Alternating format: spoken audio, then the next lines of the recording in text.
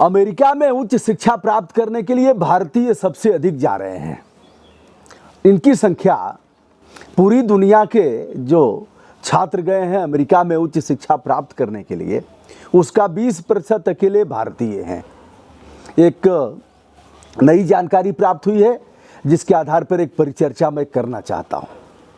परिचर्चा इसलिए भी कि वजह क्या है कि बच्चे शौकिया जा रहे हैं, पढ़ने का मूड है, पलायन की प्रवृत्ति है, अथवा अभाव में जा रहे हैं। अभाव का मतलब भारत में शिक्षा महंगी है और अच्छी शिक्षा नहीं। क्या भारत से अच्छी शिक्षा अमेरिका में मिल रही है? ऐसे कई कारणों पर आज हम बातचीत करेंगे। दोस्तों, अमेरिका दूतावास की तरफ से सोमवार को यह रिपोर्ट जारी हुई। आज मंगलवार को मैं यह वीडियो कर रहा हूँ। यह ओपन सोर्स रिपोर्ट है जिसमें यह बताया गया है कि पूरी दुनिया से यदि 10 लाख बच्चे गए हैं अमेरिका में उच्च शिक्षा प्राप्त करने के लिए। उच्च शिक्षा से अभिप्राय है जैसे विशेष रूप से मेडिकल के क्षेत्र में, MBBS करने, इंजीनियरिंग के क्षेत्र में और भी शोध कार्य करने, तमाम जो ऐसे क्षेत्र हैं जिसमें भारतीय बच्चे जाते हैं। और इनकी संख्या बहुलता में है, 2 लाख के लगभग इस समय भारतीय हैं। यानी पूरी दुनिया के 20% भारतीय अमेरिका में शिक्षा ग्रहण कर रहे हैं। Minister counsellor of republic affairs David Kennedy के अनुसार अमेरिका आने वाले भारतीय छात्रों की संख्या 10 वर्ष में दोगुना हुई है। यानी 10 वर्ष पहले के वर्षों में यह 1 लाख थे, तो इस समय 2 लाख हुआ है। यद्यपि कोरोना संक्रमण के चलते बहुत से छात्र आ गए हैं और घर से ही पढ़ाई कर रहे हैं। बीच में पूर्व जो राष्ट्राध्यक्ष थे उनके कई बयान, उल जुलूल बयान आए, छात्रों को इतना समय दे रहा हूँ, निकल जाएं, नहीं आने देंगे, तमाम चीज़ें। अब वह चीज़ें नहीं हैं। संक्रमण घट रहा है, लगातार दुनिया फिर से पटरी पर आ रही है। विशेष रूप से भारत में मैं देख रहा हूँ, उत्तर प्रदेश बिहार का विशेष अनुभव है कि कहीं कोई असर नहीं है। साहब ऑटो में उसी तरह से लटका करके, बस में, बस की छत पर, जहाँ जाओ, मार्केट में, छठ पूजा में, दशहरा में, सब तार हो गया। पुलिस भी पस्त हो गई है और कोई असर नहीं है। सबसे महत्वहीन अगर समाचार आज की तारीख में कोई है तो वो यह है कि कोरोना, कितने लोग पॉजिटिव हुए, कितने लोग ठीक हो गए, इस खबर को कोई नहीं देखता। एक समय ऐसा था कि मुख्य पृष्ठ से लेकर के और देश विदेश वाले समाचार, तत्पश्चात भीतर के पृष्ठों में केवल और केवल संक्रमण था। तो अब हम कुछ छात्रों से बात कर रहे हैं जो विदेश में पढ़ाई कर रहे हैं। उनकी क्या राय है इस मामले में, किस दृष्टि से देखते हैं। अब मैं मिला रहा हूं।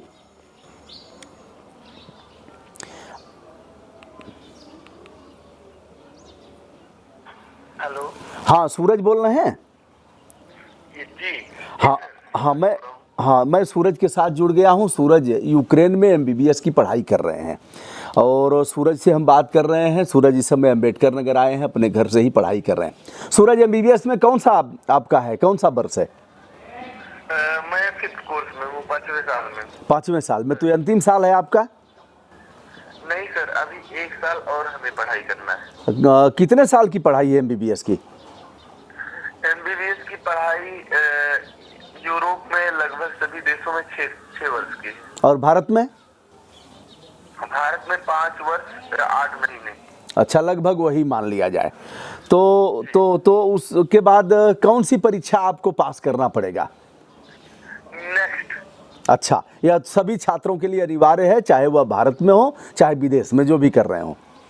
जी, अभी नया भी लाया है NMC, नेशनल मेडिकल कमीशन, जो कि अभी एक्ट हो गया है। हाँ। उसके बाद सब, चाहे वो भारत में पढ़ रहे हो चाहे बाहर पढ़ रहे हो, सभी को नेक्स्ट एग्जाम देना है। सूरज, आज एक समाचार पर हमारा ध्यान गया है। सोमवार को एक रिपोर्ट जारी हुई है, ओपन सोर्स रिपोर्ट, जिसके आधार पर बताया गया है कि यदि पूरे विश्व से अमेरिका में 10 लाख छात्र हैं तो भारत में अकेले 2 लाख हैं।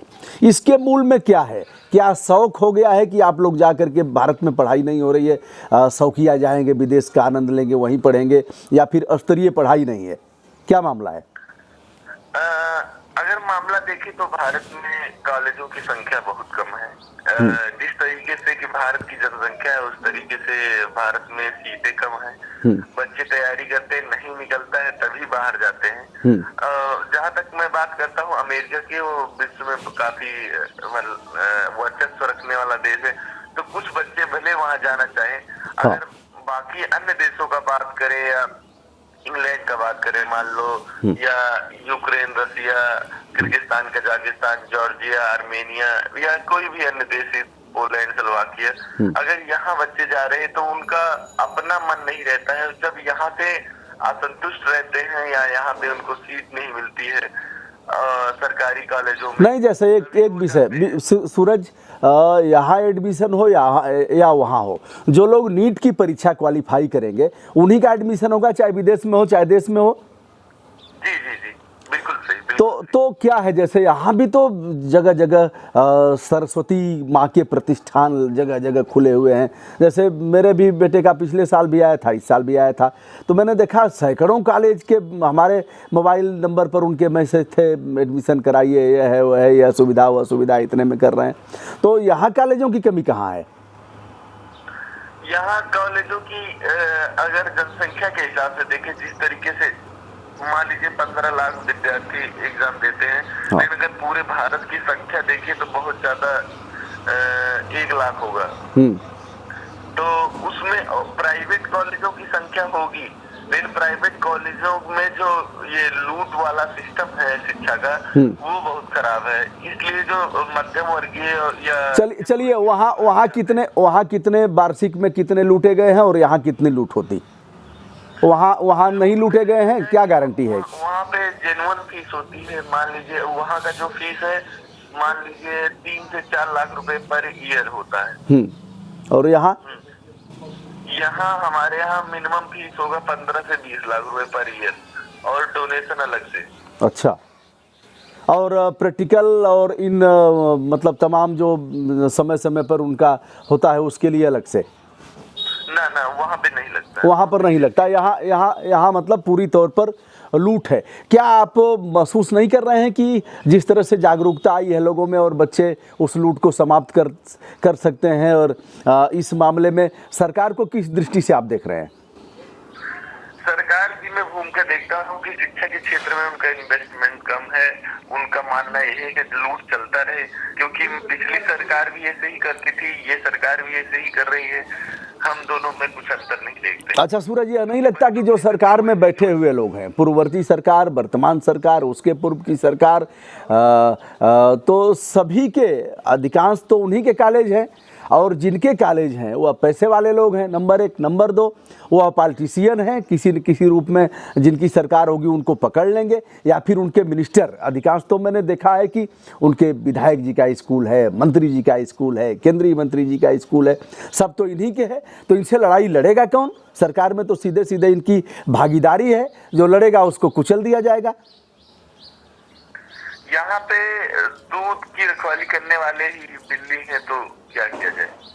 दूध की रखवाली बिल्ली कैसे करेगी? संभव नहीं है।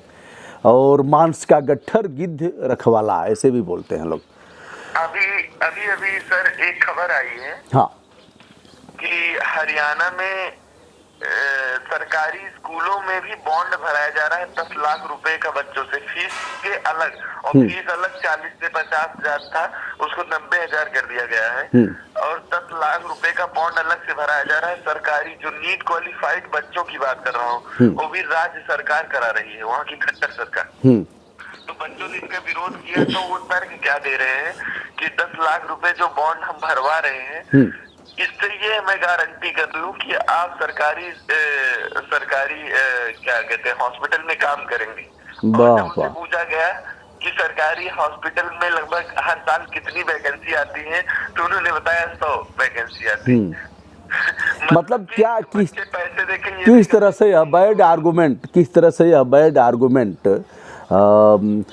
कुतर्क कर रहे हैं ये लोग। वैकेंसी आएगी नहीं और कहेंगे कि आप भगेंगे नहीं। अरे भैया नियुक्ति तो करो, लेह लद्दाख में करोगे तब भी जाएंगे लोग?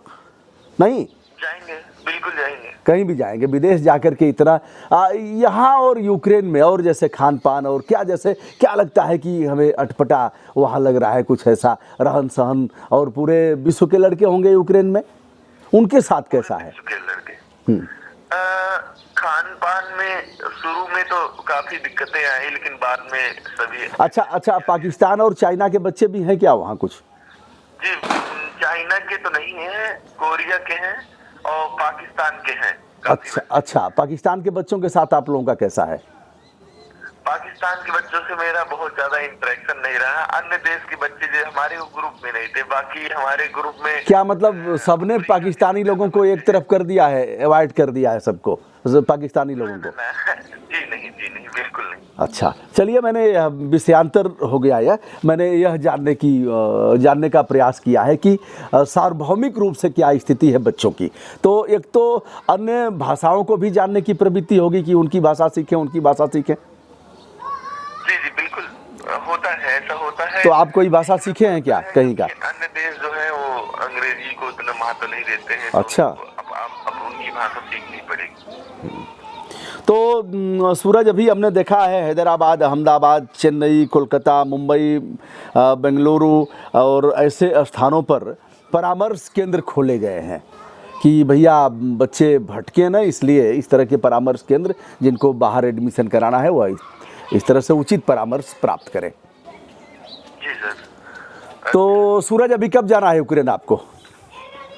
सर मुझे अभी मैं बता नहीं सकता, अभी हमारा यूनिवर्सिटी ओपन नहीं हुआ। जब भी खुलेगा, जिस तरीके का समाचार आएगा उसी तरीके से हम जाने का।